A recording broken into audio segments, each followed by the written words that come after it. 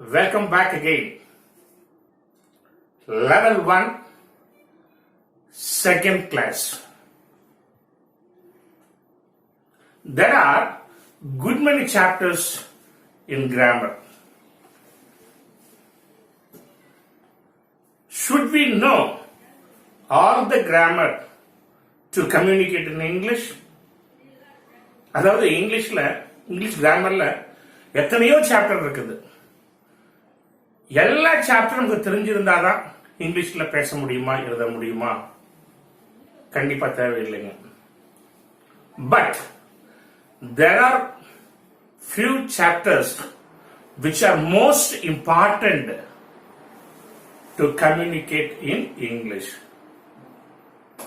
Among them, the most important one is tense. So, இந்த கிளாஸ்ல நான் உங்களுக்கு டென்ஸை பத்தி சொல்லி கொடுக்க போறேன். டென்ஸ்னா என்னங்க? காலம். Time can be divided into 3 types. காலத்தை 3 வகையாக பிரிக்கலாம். அது என்னென்ன? 1 நிகழ்காலம். அதான் நம்ம இங்கிலீஷ்ல பிரசன்ட் டென்ஸ் அப்படின்னு சொல்றோம். இன்னொன்னு கடந்த காலம் அல்லது இறந்த காலம். அதைத்தான் நம்ம பாஸ்ட் டென்ஸ் அப்படின்னு சொல்றோம். அடுத்தது எதிர்காலம், இனிமேல் நடக்க போற ஒண்ணு. அதைத்தான் நம்ம இங்கிலீஷ்ல ஃபியூச்சர் டென்ஸ் அப்படின்னு சொல்றோம். சோ காலத்தை 3 வகையாக பிரிக்கலாம். Present time, past time, future time. That also can be called as a present tense, past tense and future tense. Now, each tense can be further divided into 4 types. இந்த ஒவ்வொரு காலத்தையுமே மேலும் 4 வகையாக பிரிக்கலாம். So 3 into 4 is equal to 12. So totally we have 12 tense in English. What are they? Present tense, present continuous tense, present perfect tense, present perfect continuous tense. Now just to change the word present into past, the remainings are same. Past tense, past continuous tense, past perfect tense, past perfect continuous tense. Now just to change the word past into future, the remainings are same. Future tense, future continuous tense, future perfect tense, future perfect continuous tense. அது ஒன்னொன்னு பத்தி நம்ம இப்ப பார்க்கலாம். இப்போ மொத்த tense 12 பார்த்தோம் இல்லையா? நம்ம பேஸ் ஃபார்ம் வெர்ப், அதாவது மெயின் வெர்பை படிக்கிறோம். ஒவ்வொரு வெர்புக்கு எத்தனை ஃபார்ம் படிக்கிறோம்? 3 ஃபார்ம் படிக்கிறோம். அது என்னன்னது? Present tense, past tense and past participle. மூணாவது ஃபியூச்சர் டென்ஸ் கிடையாது, பாஸ்ட் பார்ட்டிசிபிள். இப்ப நல்லா கவனிங்க, மொத்த டென்ஸ் 12.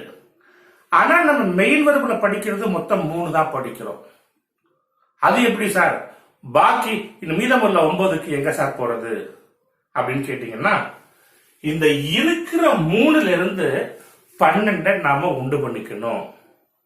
அது எப்படி அப்படிங்கறத எப்பப்பெல்லாம் தேவைப்படுதோ அப்பப்ப நான் சொல்றேன். இப்ப பர்டிகுலரா டென்ஸுக்கு போவாங்க. இது பிரசன்ட் டென்ஸ், இது பாஸ்ட் டென்ஸ், இது ஃபியூச்சர் டென்ஸ்.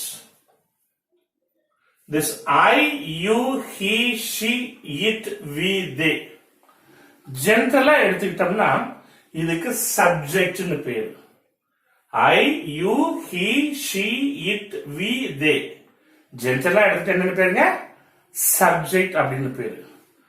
பர்டிகுலரா எடுத்துட்டோம்னா இதுக்கு பர்சனல் ப்ரொனவுன்ஸ் அப்படின்னு பேரு. என்ன பேருங்க? They are called personal pronounce. நல்ல கவனிங்க, நம்ம டென்ஸ் படிக்கும்போது நவுன சப்ஜெக்டா வச்சு படிக்க முடியாதுங்க. ஏன்னு கேட்டீங்கன்னா, in this world there are crores and crores of nouns. அது இந்த உலகத்துல எத்தனையோ கோடிக்கணக்கான பெயர் சொல் இருக்குது. Do we know all of them by name? அந்த எல்லா பெயர் சொல்லையும் நமக்கு தெரியுமா? கண்டிப்பா தெரியாது. ஆனா எல்லா பெயர் சொல்லையும் 3 ப்ரொனவுனுக்குள்ள சம்மரி பண்ணிடலாம். அது என்னென்ன? ஜென்ஸ் நேம் எடுத்துங்க, அது எதுவாக இருந்தாலும் சரி, அதுக்கு ப்ரொனவுன் என்னங்க? ஹி. லேடிஸ் நேம் எடுத்துங்க, அது எந்த பேர் இருந்தாலும் சரி, அதுக்கு ப்ரொனவுன் என்னங்க? ஷி. இத ரெண்டை தவிர இந்த உலகத்தில் இருக்கக்கூடியது எதுவா இருந்தாலும் சரி, சிங்குலரா எடுத்துக்கிட்டா அதுக்கு ப்ரொனவுன் என்னங்க? It. So he, she, it. இந்த 3 ப்ரொனவுனுக்குள்ள இந்த உலகத்துல உள்ள எல்லா நவுனையும் சிங்குலர்ல எடுத்துக்கிட்டோம்னா சம்மரி பண்ணிடலாம். ஆனா first person singular plural, second person singular plural, third person singular plural அப்படின்னு பாத்தீங்கன்னா மொத்தம் 8 ப்ரொனவுன் வரும். அது சரிங்க சார், அது என்ன sir first person singular plural, second person singular plural, third person singular plural? First person என்ன? ஃபர்ஸ்ட் பர்சன் என்ன? செகண்ட் பர்சன் என்ன? தேர்ட் பர்சன் என்ன? the person speaking, அதாவது யார் ஒருத்தர் பேசுறாங்க, அந்த பேசுற ஆளுக்கு தான் என்ன பேரு? First person. அதான் the person speaking is called the first person. the person speaking to, அவன் யாருகிட்ட பேசுறானோ அவனுக்கு தான் என்னன்னு பேருங்க? Second person. the person spoken of, அவன் யார பத்தி பேசுறானோ அவனுக்கு தான் என்ன பாருங்க? தேர்ட் பர்சன் அப்படின்னு பேரு. சோ கவனிங்க, பேசுற ஆளுக்கு ஃபர்ஸ்ட் பர்சன் பேரு, அவன் யாருகிட்ட பேசுறானோ அவனுக்கு செகண்ட் பர்சன் பேரு, அவன் யார பத்தி பேசுறானோ அவனுக்கு யாருன்னு பேருங்க? தேர்ட் பர்சன் பேரு. ஓகே, இப்ப சிங்குலர் ப்ளூரல், ஒருமை பன்மை அப்படின்னு சொல்றோம். இப்ப ஃபர்ஸ்ட் பர்சன் சிங்குலர்னா என்ன, ஃபர்ஸ்ட் பர்சன் ப்ளூரல்னா என்ன? இப்ப கவனிய மாணவர்களே, இப்ப நான் உங்க முன்னாடி பேசிட்டு இருக்கேன். இப்ப என்னை பொறுத்த வரைக்கும் நான் தான் ஃபர்ஸ்ட் பர்சன், நீங்க எல்லாரும் யாருங்க? Second person. ஆமா இல்லையா? ரைட். இப்ப நான் தான் பேசிட்டு இருக்கேன். இப்ப நான் எத்தனை பேரு? ஒரு ஆளா, 2 ஆளா, 3 ஆளா? ஒரு ஆளு. அப்ப இதுதான் சிங்குலர்னு பேரு. நான் சொல்றேன் நான். அப்ப நான் அப்படிங்கிறதுக்கு இங்கிலீஷ்ல என்ன? ஐ. அதான் first person singular is called what? I. இப்ப பக்கத்துல தம்பி, ஒரு பொண்ணு, ஏதோ ஒரு பையனை நான் கூட்டி வச்சுக்கிறேன். இப்ப நாங்க எத்தனை பேர் இருக்கிறோம்? மினிமம் 2 பேர் இருக்கிறோம். இப்ப நாங்க உங்ககிட்ட பேசிட்டு இருக்கிறோம். இப்ப எங்களை பொறுத்த வரைக்கும் நாங்க தான் ஃபர்ஸ்ட் பர்சன், நீங்க செகண்ட் பர்சன். இப்ப நாங்க எத்தனை பர்சன்ஸ் இருக்கிறோம்? மோர் தேன் 1. ஒருத்தருக்கு மேற்பட்டு, அது 2ஆவும் இருக்கலாம், அதுக்கு மேல எத்தனை பேர் வேணாலும் இருக்கலாம். அப்ப இதுக்கு பேர் தான் ப்ளூரல். அப்ப நாங்கள் அப்படின்னு சொல்றோம். அப்படி நாங்கள் இங்கிலீஷ்ல என்ன? வி. அப்ப first person singular is called I, first person plural is called we. இப்ப செகண்ட் பர்சன், தம்பி உங்ககிட்ட, இப்ப நான் உங்ககிட்ட பேசிட்டு இருக்கிறேன். நான் பேசுறேன் யார்கிட்ட? உங்ககிட்ட. அப்ப நான் ஃபர்ஸ்ட் பர்சன், நீ யாருப்பா? Second person. இப்ப நீ எத்தனை நாள்? ஒரு ஆளு தான். நான் பேசுறேன், நீ உங்ககிட்ட, நீ கவனிக்கிற. அப்ப நீ தான் செகண்ட் பர்சன். இப்ப நீ அப்படிங்கிறது இங்கிலீஷ்ல என்ன? யூ. அப்போ second person singular is what? You. இப்ப இமேஜின், நான் உங்க எல்லாத்துக்கிட்டையும் பேசிட்டு இருக்கிறேன். அதாவது ஒருத்தருக்கு மேல, அது 2 பேரா இருக்கலாம், எத்தனை பேரா வேணாலும் இருக்கலாம், உங்க எல்லாத்துக்கிட்டையும் பேசிட்டு இருக்கேன். இப்ப நான் ஃபர்ஸ்ட் பர்சன், நீங்க யாரு? Second person. நீங்கள், அதாவது ஒருத்தருக்கு மேல, ப்ளூரல். அப்ப நீங்கள்ங்கிறதுக்கு இங்கிலீஷ்ல என்னங்க? அதே யூ தான். இங்கிலீஷை பொறுத்த வரைக்கும் சிங்குலர்லயும் யூ தான் வரும், ப்ளூரல்லையும் யூ தான் வரும். இப்ப தேர்ட் பர்சன் பார்த்துக்கோங்க. டேய் பாப்பா, நான் ஓங்கிட்டமா, அதோ அங்க உட்காந்துருக்க முடிய ஒரு பையன், அந்த பையனை பத்தி பேசிட்டு இருக்கேன். நான் உங்ககிட்ட அவனை பத்தி பேசுறேன். நான் ஃபர்ஸ்ட் பர்சன், நீ செகண்ட் பர்சன். பாப்பா அவன் யாரு? Third person. அவன் எத்தனை பேரு? ஒரே ஆளுதான். அவன் ஆம்பளை பையனா பொண்ணா? பையன், ஒரு ஆளு. அப்ப அவன் அப்படின்னு சொல்றான். அப்ப அவன் அப்படிங்கிறதுக்கு இங்கிலீஷ்ல என்ன? he. அப்ப third person singular can be he. இப்போ உங்ககிட்ட பாப்பா, நான் அதோ அங்க உட்காந்துக்க பத்தி பாப்பா, அந்த பாப்பா பத்தி பேசிட்டு இருக்கேன். அவள் ஒரு ஆளுதான். அப்ப she. நான் இப்போ உங்ககிட்ட அவளை பத்தி பேசுறேன். நான் ஃபர்ஸ்ட் பர்சன், நீ செகண்ட் பர்சன், அந்த பொண்ணு யாரு? Third person. ஒருத்தி தான், அதனால அவள்னு சொல்றோம். அவளுங்கிறது இங்கிலீஷ்ல என்ன? she. அப்ப third person singular can be he or she. இப்ப நான் உங்ககிட்ட ஒரு கம்ப்யூட்டரை பத்தி பேசிட்டு இருக்கிறேன். அது ஆம்பளையும் கிடையாது, பொம்பளையும் கிடையாதுங்க. அது ஒரு பொருள், ஒரு திங். அது ஒண்ணுதான். என்ன சொல்லுவோம் அப்ப? அதுங்கிறது இங்கிலீஷ்ல என்ன? இட். அப்ப தேர்ட் பர்சன் சிங்குலர் பாத்தீங்கன்னா ஹியாவும் இருக்கலாம், ஷியாவும் இருக்கலாம், இட்டாவும் இருக்கலாம். என்ன புரியுதா? ஓகே. இப்போ நான் உங்ககிட்ட அதோ அங்க பாருங்க பசங்க விளையாண்டு இருக்கிறாங்க, அவங்கள பத்தி உங்ககிட்ட பேசிட்டு இருக்கிறேன். நான் இப்ப உங்ககிட்ட இங்க பாருங்க, இந்த பசங்க விளையாண்டு இருக்காங்க இல்லையா, அவங்கள பத்தி நான் உங்ககிட்ட பேசிட்டு இருக்கிறேன். அப்ப அவர்கள்ங்கிறது இங்கிலீஷ்ல என்ன? தே. அப்ப ஃபர்ஸ்ட் தேர்ட் பர்சன் புருள் என்னமா? தே. ஃபைனலா கவனிங்க. First person singular I, plural we. Second person singular you, plural you. Third person singular he, she, it. plural வந்து என்ன? they. இப்ப மொத்தமா கவுண்ட் பண்ணி பாத்தீங்கன்னா எத்தனை ப்ரொனவுன் வருதுங்க? 8 ப்ரொனவுன் வருது. நான் உங்களுக்கு எத்தனை ப்ரொனவுன் எழுதுறேன்? 7 ப்ரொனவுன் எழுதிருக்கிறேன்.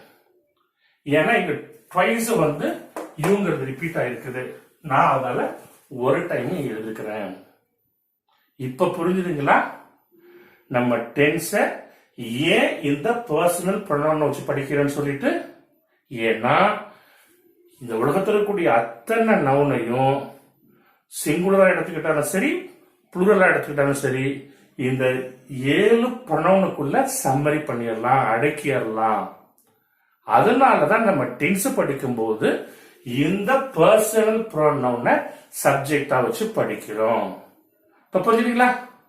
ஏய் தம்பி, உங்களுக்கு புரியுதாப்பா? Okay, very good. அடுத்து பாத்தீங்கன்னா ஆமு, ஆறு, ஈசு, வாசு, வேறு, ஷல்லு, வில்லு, இத மொத்தமா எடுத்துக்கிட்டோம்னா ஆக்சிலரி வேர்ப்ஸ் அப்படின்னு பேரு. இது ஏற்கனவே ஃபர்ஸ்ட் கிளாஸ்ல நான் இன்ட்ரோடக்ஷன் டு வேர்ப்ல தெளிவா சொல்லி கொடுத்துருக்கிறேன். இதுல பர்டிகுலரா பாத்தீங்கன்னா ஆமு, ஆறு, ஈசு, வாசு, வேர், இது 5க்கு என்னன்னு பேரு? பி ஃபார்ம் வேர்ப்ஸ் பேரு. இது 5க்கு என்னன்னு பேரு? Be form verbs. இந்த பி ஃபார்ம் வேர்ப்ஸ் எந்த வேர்டை நீங்க தமிழ்ல டிரான்ஸ்லேட் பண்ணாலும் உங்களுக்கு பேசிக் மீனிங் என்ன வரும் அப்படின்னு பாத்தீங்கன்னா இரு. என்னங்க? இரு.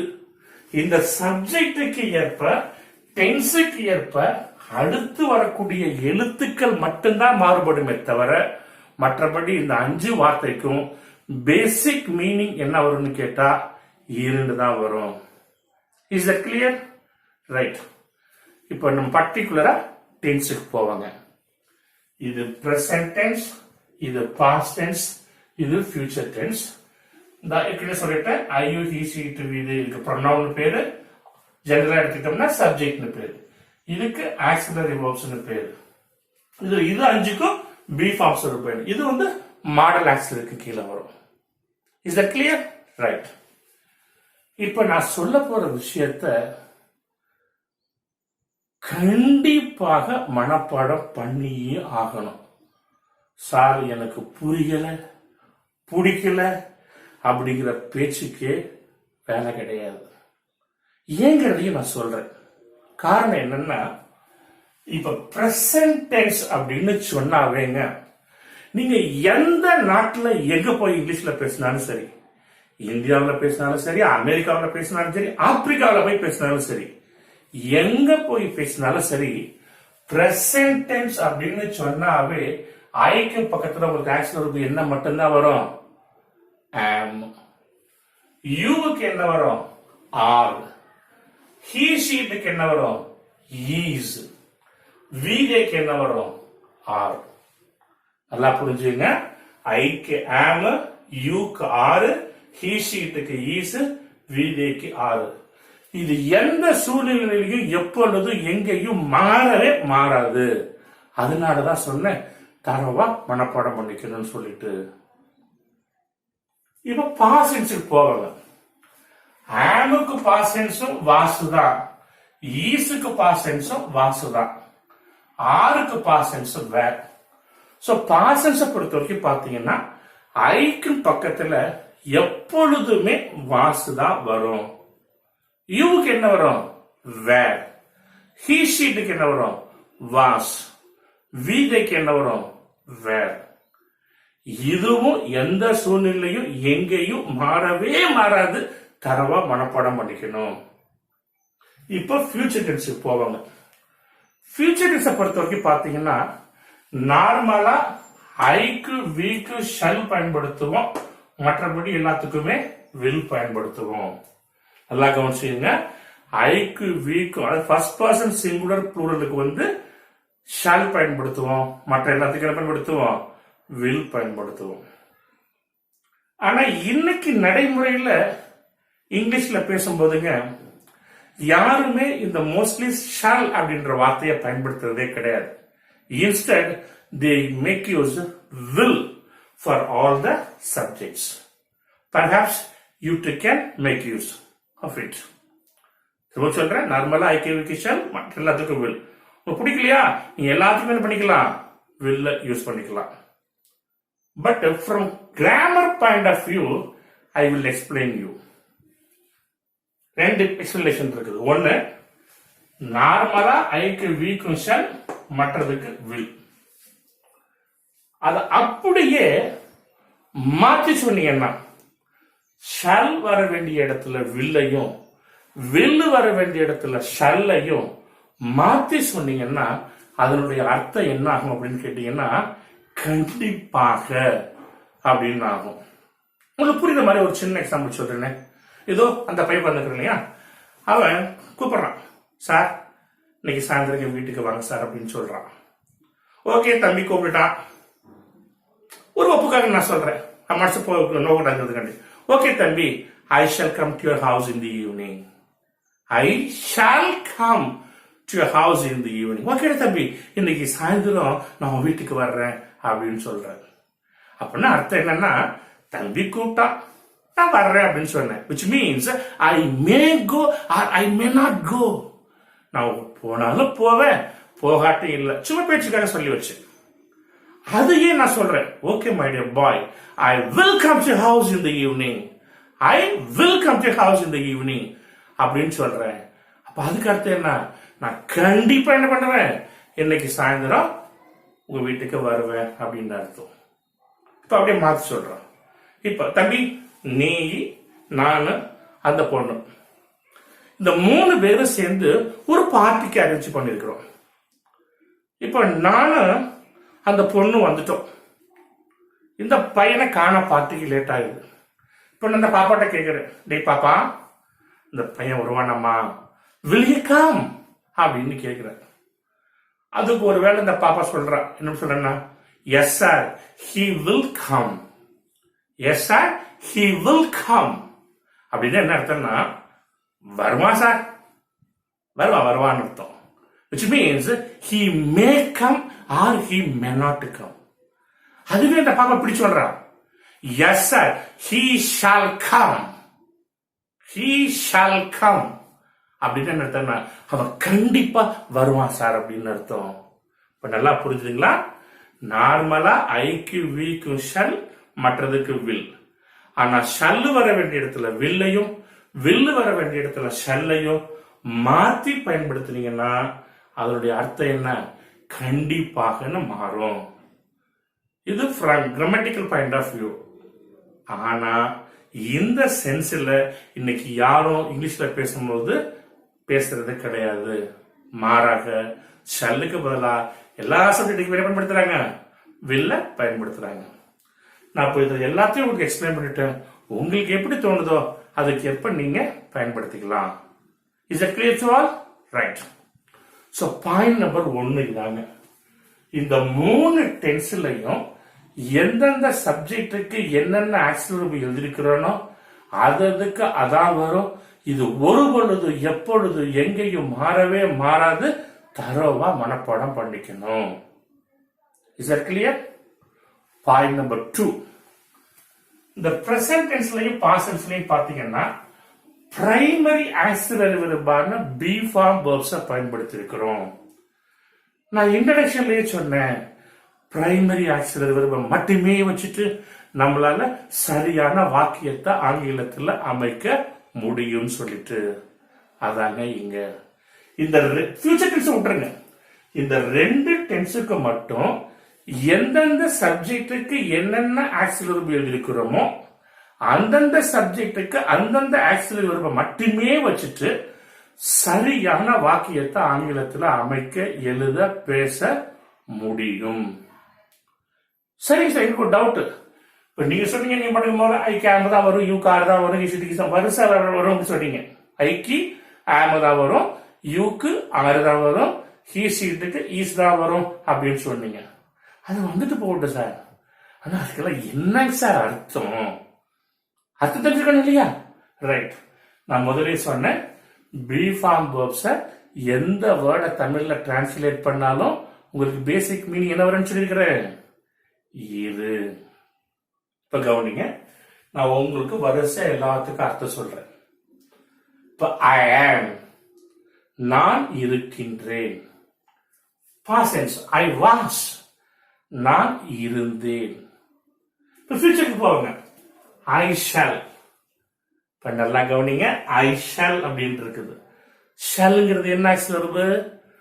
Model auxiliary verb. Model auxiliary verb. நான் இன்ட்ரோடக்ஷன் சொல்லும் போது சொன்னேன், மாடல் ஆக்சிலரி வெர்பை மட்டும் வச்சுட்டு நம்மளால ஆங்கிலத்துல வாக்கியத்தை அமைக்கவே முடியாது. மாடல் ஆக்சிலரி வெர்ப் வந்ததுனாவே கண்டிப்பா இன்னொரு மெயின் வெர்பு வந்தே ஆகணும் அப்படின்னு சொல்லியிருக்கிறேன். நான் ஏற்கனவே சொல்லியிருக்கிறேன், இந்த பி ஃபார்ம் இருக்கு இல்லையா, பி இருக்கு இல்லையா, இதை ஆக்சிலரி வெர்பாகவும் பயன்படுத்தலாம், பிளஸ் மெயின் வெர்பாகவும் பயன்படுத்தலாம்.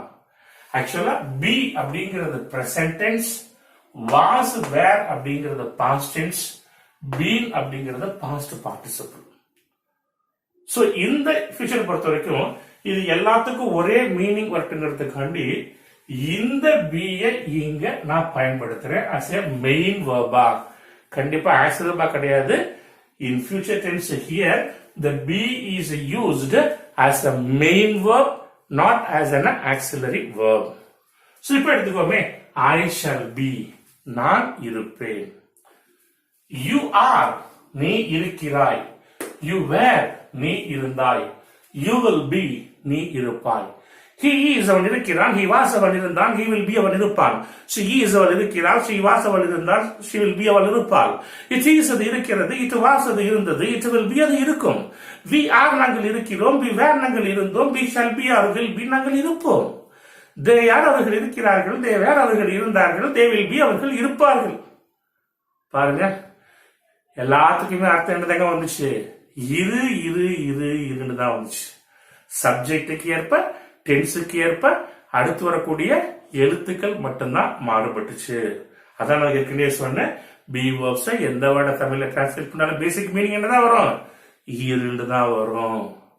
சப்ஜெக்டுக்கு ஏற்ப, டென்ஸுக்கு ஏற்ப அடுத்து வரக்கூடிய எழுத்துக்கள் மட்டும்தான் மாறுபடும் சொன்னதுக்கு காரணம் அதாங்க. இப்போ அர்த்தம் என்னன்னு சொல்லியாச்சு எல்லாத்துக்கும். இப்ப நான் ஏற்கனவே சொன்னது திருப்பி கோட் பண்றேன். இந்த பிரசன்ட் டென்ஸையும் பாஸ்ட் டென்ஸையும் மட்டும் எடுத்துக்குவோம். இந்த 2 டென்ஸ்லயும் எந்தெந்த சப்ஜெக்டுக்கு என்னென்ன ஆக்சிலரி எழுதிக்கிறோமோ அதை மட்டுமே வச்சுட்டு சரியான வாக்கியத்தை அமைக்கலாம். ஆனா நீங்க என்ன வாக்கியம் அமைச்சாலும் சரி, அது பேசிக் மீனிங் எப்படி வரும்னு கேட்டீங்கன்னா இரு அப்படிங்கறதுதான் அமையும் முடியும். வேணா உங்களுக்கு நிறைய எக்ஸாம்பிள் சொல்றேனே.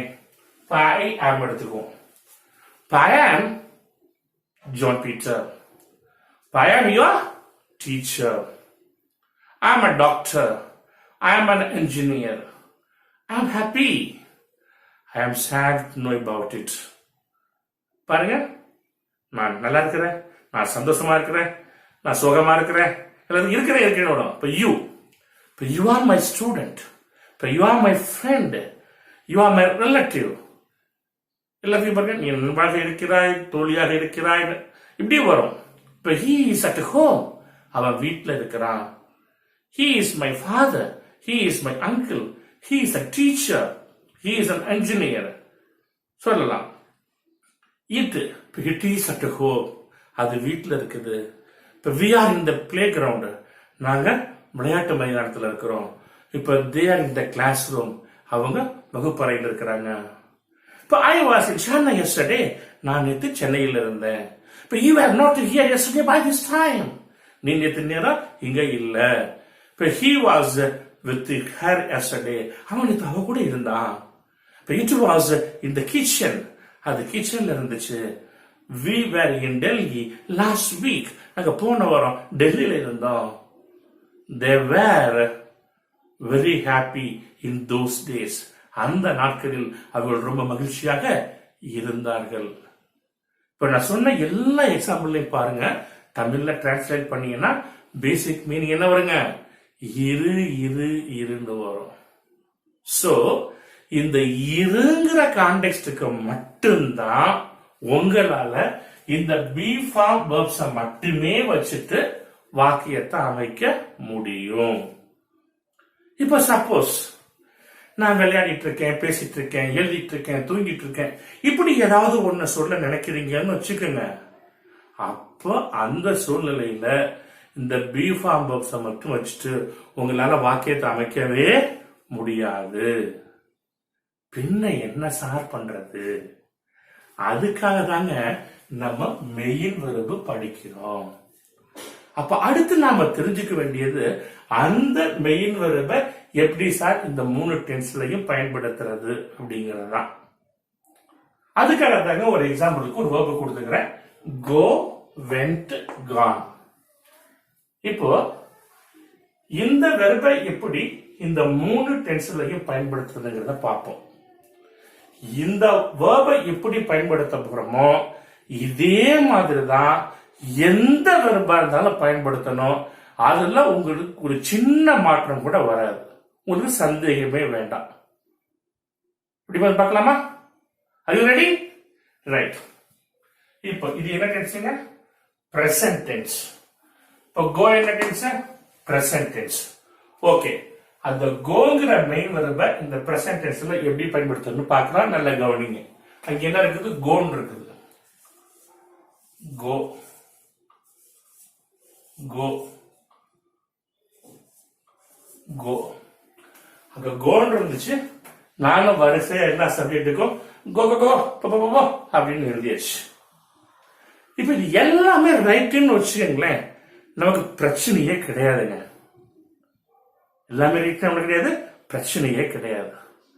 ஆனா ஒண்ணு தெரிஞ்சுங்க, இங்கிலீஷ பொறுத்த வரைக்கும் பிரசன்ட் டென்ஸ் அப்படின்னு சொன்னாவே எப்பொழுதுமே இந்த தேர்ட் பர்சன் சிங்குலர், இந்த ஹி, ஷி, இட் பொறுத்த வரைக்கும் மெயின் வெர்புல சில மாற்றங்கள் இருந்து கொண்டே இருக்கும். நல்லா கவனிங்க. ஐயு வீதைக்கு கிடையாது, ஐயு வீதைக்கு மாற்றம் இருக்காது. ஆனா இந்த தேர்ட் பர்சன் சிங்குலருக்கு மட்டும் பிரசன்ட் டென்ஸ் அப்படின்னு சொன்னாவே மெயின் வெர்புல சில மாற்றங்கள் இருந்து கொண்டே, ஒன்னு எஸ்ஓ அல்லது இஎஸ்ஓ அல்லது ஐஇஎஸ்ஓ கண்டிப்பாக சேர்க்க வேண்டும். இப்ப இந்த இடத்துல பாத்தீங்கன்னா என்ன சேர்க்க போறேன்னா இஎஸ் சேர்க்க போறேன்.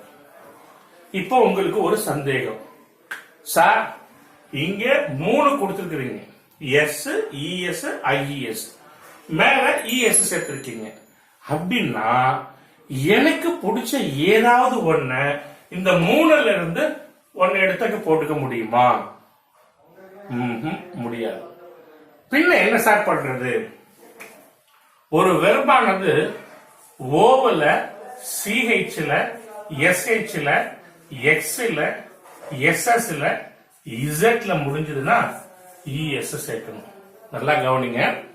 If the verb ends with O or CH or SH or X or SS or Z, you need to add ES.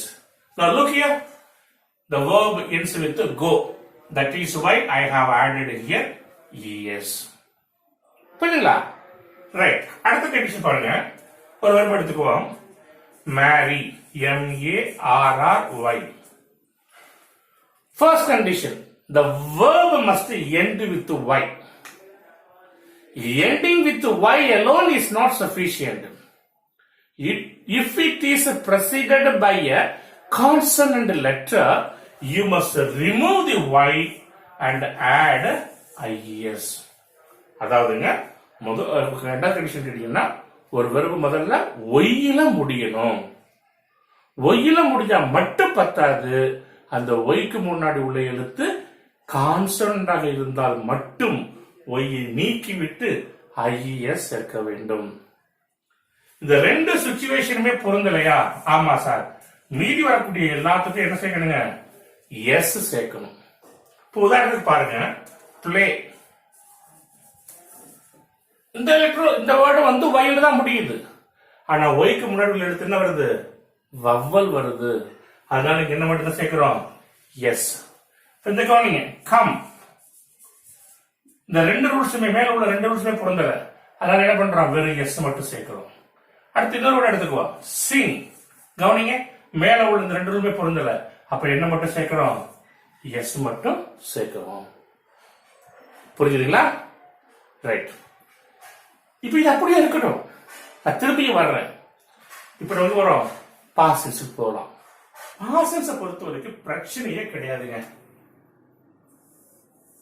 இது என்னங்க? பாசன்ஸ் V2 எல்லாத்துக்குமே அதாங்க வரும். இங்க இந்த third person, singular, plural, first person இந்த வித்தியாசம் எல்லாம் கிடையாது. பாசன்ஸை பொறுத்த வரைக்கும் எல்லா சப்ஜெக்ட்டுக்குமே என்னதான் வரும்? வென்ட் தான் வரும். இது ரொம்ப ஈஸி, இது பிரச்சனையே கிடையாது இல்லைங்களா? ரைட். இப்போ ஃபியூச்சர் டென்ஸுக்கு போவோம். ஷால் ஆர் வில், அது ஆக்சிலரி வெர்ப் இல்லைங்களா? ஏற்கனவே சொல்லிருக்கோம். என்ன auxiliary verb? Model auxiliary verb. இப்போ நல்லா கவனிங்க, இது ஃபியூச்சர் டென்ஸ். இப்போ இங்க மெயின் வெர்ப்ல எங்கயாவது நம்ம ஃபியூச்சர் டென்ஸ் படிக்கிறோமா? பிரசன்ட் டென்ஸ் படிச்சோம், யூஸ் பண்ணிட்டோம். பாஸ்ட் டென்ஸ் படிச்சோம், யூஸ் பண்ணிட்டோம். இப்போ ஃபியூச்சர் டென்ஸ் எங்கயாவது யூஸ் பண்ணி படிக்கிறோமா? ஃபியூச்சர் டென்ஸ்ல இல்ல. அப்ப நான் ஏற்கனவே சொல்லியிருக்கேன். என்ன சொல்லிக்கிறேன்?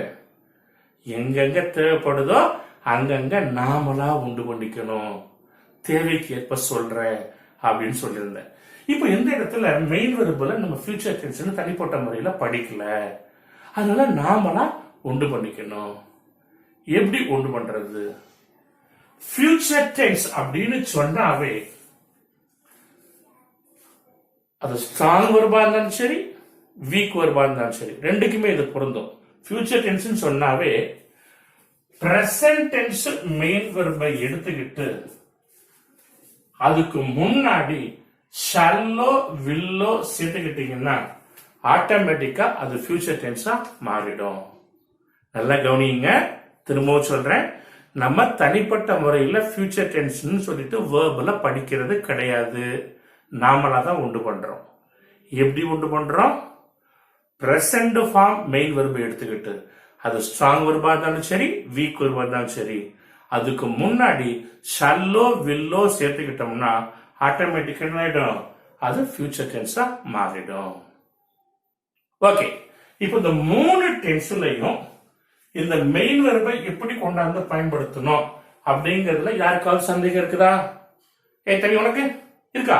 இல்ல. ஓகே, யாருக்காவது கிடையாது. இப்பதான் மோஸ்ட் இம்பார்ட்டன்ட் பாயிண்ட் நான் சொல்ல போறேன், நல்லா கவனிங்க. நான் சொல்ல போற பாயிண்ட் ஃபியூச்சர் டென்ஸ்க்கு பொருந்தாது, பிரசன்ட் டென்ஸ்க்கு பாஸ்ட் டென்ஸ்க்கு பொருந்தும். என்னன்னா, ஒன்னு, நான் ஏற்கனவே சொன்ன மாதிரி இந்த ரெண்டு டென்ஸுக்கு மட்டும் இந்த ஆக்சிலரி வெர்பை மட்டுமே வச்சு ஒரு வாக்கியம் வைக்கலாம். அப்படி இல்லைன்னா இந்த மாதிரி இந்த மெயின் வெர்பை மட்டுமே வச்சு ஒரு வாக்கியத்தை அமைக்கலாம். இந்த பிரசன்ட் டென்ஸுக்கு பாஸ்ட் டென்ஸ் எடுத்துட்டீங்கன்னா பி verbs வந்துச்சுன்னா மெயின் verb வரக்கூடாது. மெயின் verb வந்துச்சுன்னா பி verbs வரக்கூடாது. நல்லா புரிஞ்சுங்க. மொத்த டென்ஸ் 12. அந்த பாக்கி வரக்கூடிய 10 டென்ஸுக்கும் கண்டிப்பாக ஆக்சிலரி verb இருக்கணும், மெயின் verb இருக்கணும். ரெண்டும் சேர்ந்ததுதான் ஒரே வார்த்தை verb.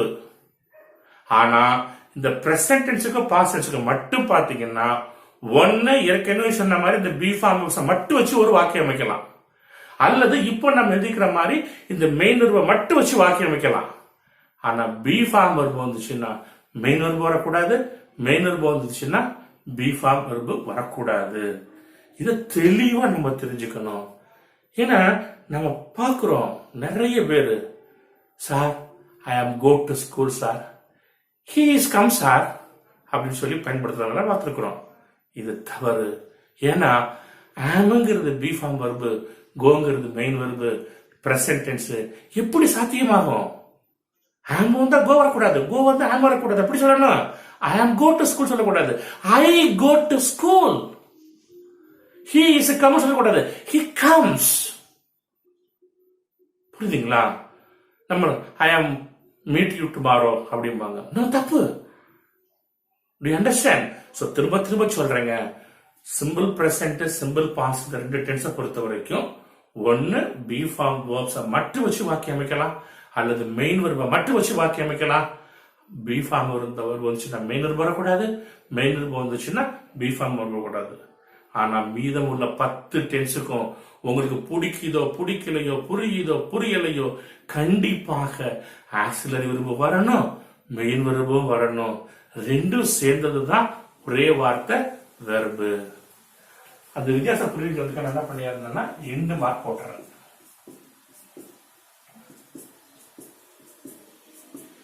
ஏன் இந்த 2 மார்க் போட்டிருக்கேன் அப்படிங்கிறது உங்களுக்கு புரியுதாங்க?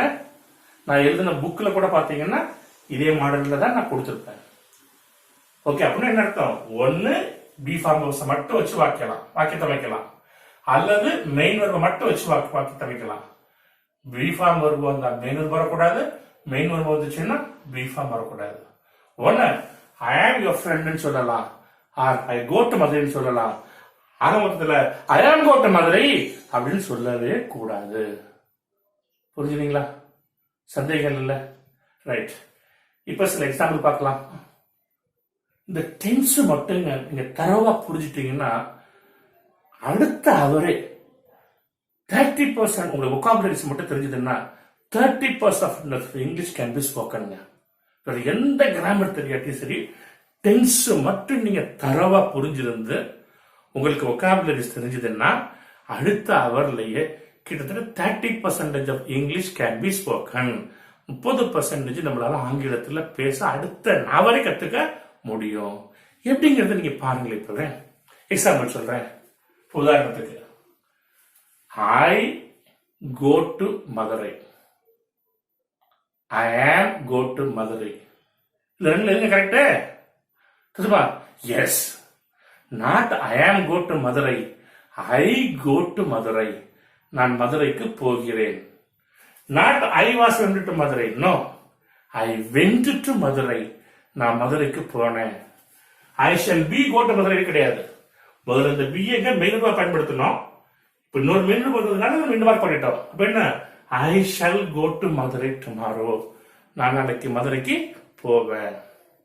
இப்ப he sings a song. அவன் ஒரு பாட்டு பாடுகிறான். He sang a song.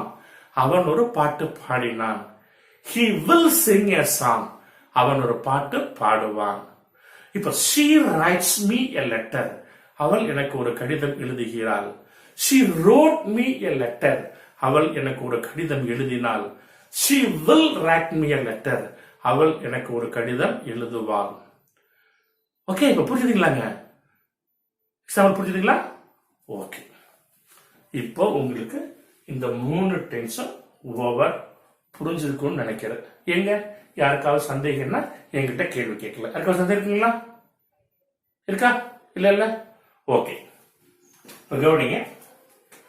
present continuous tense, past continuous tense, future continuous tense. என்ன கிடைச்சுங்க? Present continuous, past continuous, future continuous. நல்லா பாருங்க, நான் என்ன பண்ணிருக்கிறேங்க, மெயின் வெர்பை மட்டும்தான் ஆரம்பிச்சிருக்கிறேன். மற்றபடி பாத்தீங்கன்னா முதல்ல பிரசன்ட் டென்ஸ்ல எந்தெந்த சப்ஜெக்டுக்கு என்னென்ன ஆக்சிலரி எழுதிருந்தனோ அது அப்படியே பிரசன்ட் கண்டினியூஸ்லயும் வரும் இருக்கும். அதனாலதான் அதை எழுதிருக்கிறேன். அடுத்து பாஸ்டென்ஸ்ல பாத்தீங்கன்னா எந்தெந்த சப்ஜெக்டுக்கு என்னென்ன ஆக்சிலரி இருந்துச்சோ அது அப்படியே பாஸ்டென்ஸுக்கும் வரும். ஆனா ஃபியூச்சர் கண்டினியூஸ்க்கு மட்டும் பாத்தீங்கன்னா ஏற்கனவே உள்ள ஆக்சிலரி கூட அடிஷனலா நம்ம பி அப்படிங்கிற வார்த்தையையும் ஆக்சிலரி வெர்பா சேர்த்துக்கணும். நல்லா கவனிங்க, ஃபியூச்சர் கண்டினியூஸ் பயன்படுத்தும் போது பிய நம்ம மெயின் வெர்பா பயன்படுத்தியிருந்தோம். ஏன்னா ஏற்கனவே சொல்லியிருக்கிறேன், பி ஃபார்ம் பிங்கிற வார்த்தைய ஆக்சிலரி வெர்பாவும் பயன்படுத்தலாம், மெயின் வெர்பாவும் பயன்படுத்தலாம் சொல்லிட்டு. சோ இன் ஃபியூச்சர் டென்ஸ்ல பாத்தீங்கன்னா பிய நம்ம மெயின் வெர்பா பயன்படுத்தியிருந்தோம். ஆனா ஃபியூச்சர் கண்டினியூஸ் டென்ஸ்ல பாத்தீங்கன்னா இந்த பிய நம்ம எதை பயன்படுத்துறோம்? ஆக்சிலரி வெர்பா தான் பயன்படுத்துறோம். அதனால ஃபியூச்சர் கண்டினியூஸ் பொறுத்த வரைக்கும் பாத்தீங்கன்னா ஐக்கும் வீக்கும் ஆக்சிலரி வெர்பான்னு கேட்டீங்கன்னா ஷால் பி, மற்ற எல்லாத்துக்கு பாத்தீங்கன்னா வில் பி. ஓகே, புரிஞ்சுதுங்களா? நல்லா கவனிங்க. இப்ப திருப்பி நான் உங்களுக்கு சொல்ல வேண்டியது இல்லை, பிரேடு போன வேண்டியது இல்லை. பிரசன்ட் கண்டினியூஸ் சொன்னாவே எந்த இடத்துல எங்க போய் இங்கிலீஷ்ல பேசினாலும் ஐக்கு ஆங்கு தான் வரும், யூக்கு ஆறு தான் வரும், ஹிஷுடு ஹீஸ் நோ. நாங்க என்ன சொன்னோம் அப்படியே இங்க பொருந்தும். அதுல எந்த விதமான மாற்றமும் கிடையவே கிடையாது. ரைட்.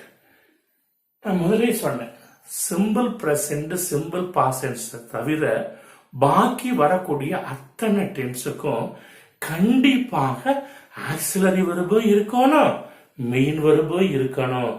ரெண்டும் சேர்ந்ததுதான் ஒரே வார்த்தை வெர்பு. தேவைக்கேற்ப மெயின் வெர்பு தான் மாறுமே தவிர ஆக்சிலரி வெர்பு மாறாது அப்படின்னு சொல்லியிருந்தேன். இப்ப பாருங்க, நம்மளுக்கு மூணுலயுமே ரெடி ஆயிடுச்சுங்க. ஆக்சிலரி வெர்பு ரெடியாகி ஏற்கனவே இருக்குது. இப்ப நம்ம என்ன பயன்படுத்தணும்? மெயின் வெர்பு பயன்படுத்தணும். ஓகே, இப்ப இந்த மேல போவோம். இந்த மூணுல நம்ம எங்கேயாவது present continuous, past continuous, future continuous படிக்கின்றோமா? இல்ல. பின்ன என்ன பண்ணிக்கணும்? ஏற்கனவே நான் சொன்ன மாதிரி நாமளா உண்டு பண்ணிக்கணும். எப்படி உண்டு பண்றது? திரும்பவும் கண்டினியூஸ் என்று சொன்னாலே வெர்பல் ஃபார்ம் 1 எடுத்துக்கிட்டு அது கூட ஐஎன்ஜி சேர்த்துக்கணும். நல்லா கவனிச்சுங்க. கண்டினியூஸ் எந்த கண்டினியூஸ் தான் சரி, கண்டினியூஸ் சொன்னாவே வெர்பல் ஃபார்ம் 1 எடுத்துக்கிட்டு அது கூட என்ன பண்ணிக்கணும்? ஐஎன்ஜி சேர்த்துக்கணும். இப்ப இங்க கரெக்டா பார்த்தோம்னா என்ன இருக்குதுங்க? கோன் இருக்குது. அப்ப இங்க என்ன வரும்? Going, going, going. அவ்வளவுதாங்க. இந்த 3 டென்ஸும் முடிஞ்சு போச்சுங்க. ஆமா, அவ்வளவுதான். ஆனா ஒண்ணு புரிஞ்சுங்க, திரும்ப திரும்ப சொல்றேன். முதல் சொல்லும் போது சிம்பிள் பிரசன்ட், சிம்பிள் பாஸ்ட் சொன்ன ஆக்சிலரி வெர்பு அப்படின்னு வரக்கூடாது, மெயின் வெர்பு வந்து ஆக்சிலரி வெர்பு கூடாதுன்னு. ஆனா இங்க இந்த 3 டென்ஸ்லயும் கண்டிப்பாக ஆக்சிலரி வெர்பு இருக்கணும், மெயின் வெர்பு இருக்கணும். ரெண்டும் சேர்ந்ததுதான் ஒரே வார்த்தை வெர்பு. இப்ப நீ கேட்கலாம், சார் அங்க மட்டும் 2 இருக்கக்கூடாதுன்னு சொன்னீங்க, இங்க மட்டும் ஏன் சார் 2 இருக்கணும்னு சொல்றீங்கன்னு கேட்கலாம். பதில் சொல்றோம். உதாரணத்துக்கு எடுத்துக்கோமே, இப்ப கோயிங் மட்டும்தான் வெர்புன்னு வச்சுக்கோமே. இங்கேயும் கோயிங் தான் இருக்குது, இங்கேயும் கோயிங் தான் இருக்குது, இங்கேயும் கோயிங் தான் இருக்குது. இப்ப கோயிங் மட்டும்தான் வெர்புன்னா அது என்ன கண்டினியூஸ் என்று சொல்லிட்டு நம்மளால கண்டுபிடிக்க முடியுமா? மூளை ஒரே மாதிரி இருக்குது. சோ முடியவே முடியாது. பின்ன எதை வச்சுதான் கண்டுபிடிக்க முடியும்? அதுக்கு முன்னாடி வரக்கூடிய ஆக்சிலரி வெர்பை வச்சுதான் அது பிரசன்ட் கண்டினியூஸா, பாஸ்ட் கண்டினியூஸா, ஃபியூச்சர் கண்டினியூஸா இல்ல மற்ற கண்டினியூஷன்களை கண்டுபிடிக்க முடியும். அதனாலதான் இங்க கண்டிப்பா ஆக்சிலரி வெர்பு வரணும், மெயின் வெர்பு வரணும். ரெண்டும் சேர்ந்ததுதான் ஒரே வார்த்தை வெர்பு, வெர்பு, வெர்பு. நீங்க என்ன சிச்சுவேஷனுக்கு ஏற்ப சொல்ல விரும்புறீங்களோ அதுக்கு ஏற்ப இந்த மெயின் வெர்பு மட்டும்தான் மாறுமே தவிர வேற இந்த 3 டென்ஸ்லயும் எந்தெந்த சப்ஜெக்டுக்கு என்னென்ன ஆக்சிலரி எழுதிக்கிறோமோ அது ஒரு பொழுது, எப்பொழுது, எங்கேயும் மாறவே மாறாது. மனப்பாடம் பண்ணிக்கங்க. புரிஞ்சுக்கங்க. எக்ஸாம்பிள் பார்க்கலாமா? Right. I am going to Chennai. நான் சென்னைக்கு போய் கொண்டிருக்கின்றேன். I was going to Chennai. நான் சென்னைக்கு போய் கொண்டிருந்தேன். I shall be going to Chennai. நான் சென்னைக்கு போய் கொண்டிருப்பேன். இப்ப I am writing a letter. பாருங்க, I am writing a letter. I am அப்படிதாங்க வருது. கோயிங் எப்படி மாறுது? ரைட்டிங் மாறுது. நான் ஒரு கடிதம் எழுதி கொண்டிருக்கிறேன். I was writing a letter. நான் ஒரு கடிதம் எழுதி கொண்டிருந்தேன். I shall be or will be writing a letter. நான் ஒரு கடிதம் எழுதி கொண்டிருப்பேன். இப்போ she is dancing பரதநாட்டியம். அவள் Bharatanatyam ஆடிக்கொண்டிருக்கிறாள். She was dancing Bharatanatyam. அவள் Bharatanatyam ஆடிக்கொண்டிருந்தாள். She will be dancing Bharatanatyam. அவள் பரதநாட்டியம் ஆடிக்கொண்டிருப்பாள். இப்ப எடுத்துக்குவோம். They are playing football. அவர்கள் கால்பந்து விளையாடி கொண்டிருக்கிறார்கள். They were playing football. அவர்கள் கால்பந்து விளையாடி கொண்டிருந்தார்கள். They will be playing football. அவர்கள் கால்பந்து விளையாடி கொண்டிருப்பார்கள். Is that clear? இப்ப they are playing. இதுல எது வரும்னு கேட்டா playing அப்படி சொன்னா தப்பு. என்ன சொல்லணும்? are playing is a verb. வெறுமனே பிளேயிங் ஆர் பிளேயிங். திரும்ப திரும்ப சொல்றேன், இந்த ஆக்சுவல் வெர்பு அந்த மெயின் வெர்பு ரெண்டும் சேர்ந்ததுதான் ஒரே வார்த்தை வெர்பு. தேவைக்கேற்ப மெயின் வெர்பு தான் மாறுமே தவிர ஆக்சுவல் வெர்பு மாறாது. இந்த 6 டென்ஸும் முடிச்சாச்சு. இதுல யாருக்கா சந்தேகம் இருக்குதா? சந்தேகம் இருக்குதுங்களா? இல்ல, மொத்தம் உள்ள 12 டென்ஸ்ல 6 டென்ஸ் முடிச்சிட்டோம். இந்த 6 டென்ஸையும் திருப்பி சிம்பிளா சம்மரி பண்ணி சொல்றேன், கேட்டுங்க.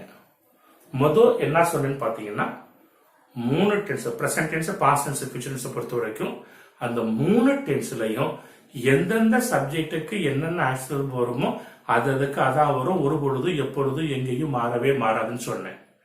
பாயிண்ட் நம்பர் 2 என்ன சொன்னேன்னா, பிரசன்ட் டென்ஸுக்கும் பாஸ்ட் டென்ஸுக்கும் மட்டும் எந்தெந்த சப்ஜெக்டுக்கு என்னென்ன ஆக்சிடிவ் இருக்கிறோமோ அந்த ஆக்சிடிவ் மட்டுமே வச்சு சரியான வாக்கியத்தை ஆங்கிலத்தில் அமைக்க முடியும். ஆனா நம்ம சொல்ல விரும்புற எல்லாத்தையுமே அதை மட்டுமே வச்சு அமைக்க முடியாது. அதுக்காண்டி என்ன பண்றோம்? மெயின் வெர்பை பயன்படுத்துறோம். சோ அடுத்து அந்த 3 டென்ஸ்லயும் மெயின் வெர்பை எப்படி பயன்படுத்துறதுங்கிறது சொல்லி கொடுத்தேன். பாயிண்ட் நம்பர் 4 பாத்தீங்கன்னா, சிம்பிள் பிரசன்ட், சிம்பிள் பாஸ்ட் இந்த 2 டென்ஸை பொறுத்த வரைக்கும் ஒன்னு ஆக்சிலரி மட்டும் வச்சு வாக்கியம் அமைக்கலாம், அல்லது மெயின் வெர்பை மட்டும் வச்சு வாக்கியம் அமைக்கலாம். ஆனா பி ஃபார்ம் வெர்பு வந்துச்சுன்னா மெயின் வெர்பு வரக்கூடாது, மெயின் வெர்பு வந்துச்சுன்னா பி ஃபார்ம் வரக்கூடாதுன்னு சொன்னேன். Is it clear? அடுத்து present continuous, past continuous, future continuous. அங்க பிரசன்ட்டுக்கும் பாஸ்டுக்கும் எந்தெந்த சப்ஜெக்டுக்கு என்ன ஆக்சிலரி இருந்தோமோ அதே தான் இங்கேயும் இருக்கும். ஃபியூச்சர்லயும் அங்க என்ன இருந்தோமோ அதே தான் இங்கேயும் இருக்கும். ஆனா ஃபியூச்சர்ல மட்டும் அடிஷனலா பி அப்படி அங்க ஃபியூச்சரை பொறுத்த வரைக்கும் பிங்கிறத மெயின் வெர்பா பயன்படுத்தி எக்ஸாம்பிள் சொன்ன சொல்லும் பொழுது, ஆனா ஃபியூச்சர் கண்டினியூஸை பொறுத்த வரைக்கும் இங்க பிங்கிறது ஆக்சிலரி வெர்பாக பயன்படுத்தப்பட்டிருக்கிறது. சோ ஃபியூச்சர் கண்டினியூஸை பொறுத்த வரைக்கும் ஆக்சிலரி வெர்பு கேட்டா ஐக்கு விக்கு ஷால் பி, மற்றதுக்கு வில் பி. ஓகே, இப்ப 3 ஆக்சிலரி ரெடி ஆயிடுச்சு. மெயின் வெர்பை பயன்படுத்தணும். எப்படி பயன்படுத்துறோம்? கண்டினியூஸ் சொன்னாவே வெர்பல் ஃபார்ம் 1 எடுத்துக்கிட்டு கூட ஐஎன்ஜி சேர்த்துக்கணும். இங்க கண்டிப்பாக ஆக்சிலரி வெர்பு இருக்கணும், மெயின் வெர்பு இருக்கணும். ரெண்டும் சேர்ந்ததுதான் ஒரே வார்த்தை வெர்பு. தேவைக்கு ஏற்ப மெயின் வெர்பு தான் மாறுமே தவிர ஆக்சிலரி வெர்பு மாறாது. புரிஞ்சுதுங்களா? புரிஞ்சுதுங்களா? ஓகே, நான் ஒரே நாள்ல எல்லா டென்ஸையும் நடத்தி உங்களை கன்ஃபியூஸ் பண்ண நான் விரும்பல. இது வரைக்கும் சிம்பிளா 6 டென்ஸ் நடத்திருக்கிறோம். எல்லாத்துக்கும் புரிஞ்சுதுன்னு நினைக்கிறேன், பிடிச்சிருக்கும் நினைக்கிறேன். ஓகே, சோ அடுத்து வரக்கூடிய கிளாஸ்ல அடுத்த 6 டென்ஸை நான் உங்களுக்கு சொல்றேன். ஓகே, ஐ சப்போஸ் உங்க எல்லாத்துக்கும் கிளாஸ் புரிஞ்சிருக்கும்னு நினைக்கிறேன். அப்படி என்னுடைய கிளாஸ் உங்களுக்கு பிடிச்சிருந்துச்சுன்னா இந்த வீடியோவை நீங்க பார்க்கும் பொழுது please subscribe to my channel. அடுத்த வீடியோவில் 3rd கிளாஸ்ல அடுத்த 6 டென்ஸை பத்தி பார்க்கலாம். Until then, bye.